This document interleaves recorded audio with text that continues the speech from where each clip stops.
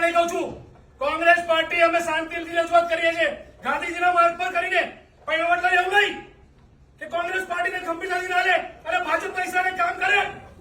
ભાજપના નેતાઓ પગાર આપે છે, પ્રજા રૂપિયા પ્રજા વિચારી પરસેવાના રૂપિયાની ટેક્સ ભરી ભરીને મરી ગઈ, ત્યારે તમે એસી કેબિનમાં બેઠા છો. આ પબ્લિક ટેક્સ ના ભરો, તમને શું મળશે? તો બને તમે પગાર કોને પૈસા મળે છે?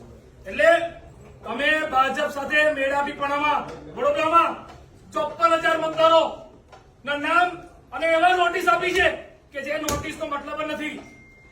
નોટિસ તમે બંચના બંચ ખરેખર કલેક્ટર સાહેબ અમને પ્રોમિસ કરેલી મીડિયાની સામે કહું છું, અને મીડિયા પર હતું તમે પણ હતા, તમે તે દિવસે રજૂઆતમાં હાજર હતા. અમે સાહેબને પૂછેલું કે આ જે લોકોએ વાંધા લીધા છે એનું તમે એની ક્રોનોલોજી શું છે, તમે કયા સ્ટેપ બાય સ્ટેપ કામ કરવાના છો?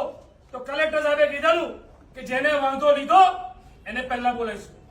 તો જેને વાંધા લીધા એનું હિયરિંગ તમે કર્યું તો એની હિયરિંગની કોપી અમને આપો, કારણ કે સીસીટીવી ના ફૂટેજ પણ અમે માંગ્યા હતા. એટલા માટે માંગીએ છીએ કે ભાઈ આ રાતોરાત આ ફોર્મ કોણ આપી ગયું? સીસીટીવી કેમેરા તો હોય ને. આ વડોદરા શહેરમાં એક બેયરની સામે નાની પત્રિકા બની હતી, ક્રાઇમ બ્રાન્ચ પોલીસ બધા જ કામે લાગી ગયા અને શોધી કાઢ્યું 24 કલાકમાં કે આ પત્રિકા કોને બનાવી.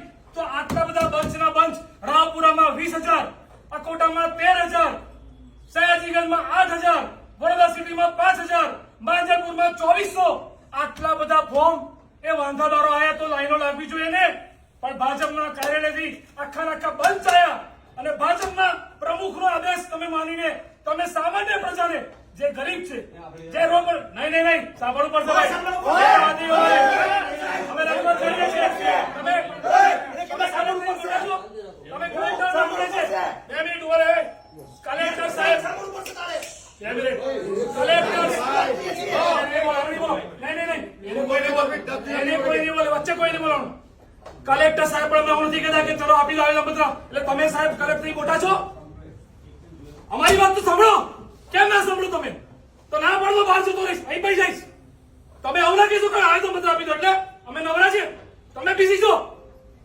તમે ફોન તો પૂછ્યું કેમ નહીં? એ તો અમારો માણસ ગયો, તમે ટેલિફોન પૂછી લો ને. તમે ડાયરેક્ટ પીએ વાત ના કરી શકો સાહેબ.